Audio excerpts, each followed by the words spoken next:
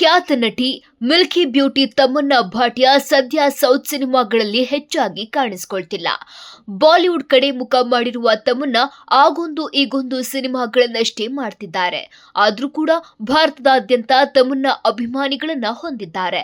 ಇದರ ಮಧ್ಯೆ ಕರ್ನಾಟಕ ಸರ್ಕಾರ ಮೈಸೂರು ಸ್ಯಾಂಡಲ್ ಸೋಪ್ ರಾಯಭಾರಿಯಾಗಿ ತಮನ್ನಾರನ್ನ ಆಯ್ಕೆ ಮಾಡಿದೆ. ತಮನ್ನಾಗೆ ನೀಡಿದ ಸಂಭಾವನೆ ಕೇಳಿ ಕನ್ನಡಿಗರು ದಂಗಾಗಿದ್ದಾರೆ.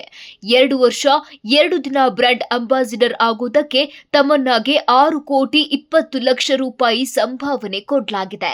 ಇದು ರಾಜ್ಯ ಸರ್ಕಾರವೇ ಪ್ರಕಟಣೆ ಹೊರಡಿಸಿದೆ.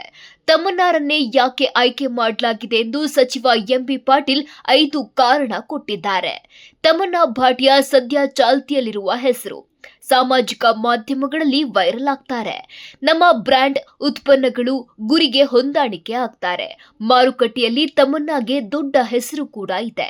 2028ರ ವೇಳೆಗೆ ಕೆಎಸ್ಡಿಎಲ್ ವಾರ್ಷಿಕ 5,000 ಕೋಟಿ ಆದಾಯವನ್ನ ತಲುಪುವುದು ನಮ್ಮ ಗುರಿ ಎಂದು ಎಂಬಿ ಪಾಟೀಲ್ ಹೇಳಿದ್ದಾರೆ.